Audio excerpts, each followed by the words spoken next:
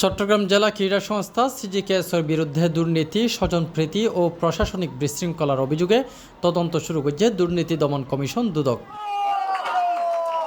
প্রাপ্ত অভিযোগের প্রেক্ষিতে সাবেক মেয়র ও সিজিকেএসের সাবেক সাধারণ সম্পাদক আজমন নাসির উদ্দিন এবং সাবেক কোষাধ্যক্ষ শাহাবুদ্দিন মোহাম্মদ জাহাঙ্গীরের কার্যক্রম ঘিরিয়েই মূল অনুসন্ধান চালার দুদক।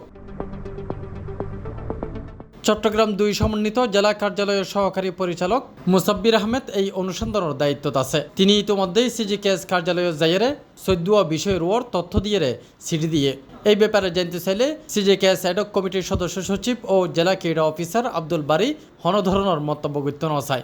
সরি ভাই, আমি এই ব্যাপারে কোনো কিছু বলতে পারবো না। ডিসি স্যারের সাথে সাক্ষাৎ করুন। ধন্যবাদ।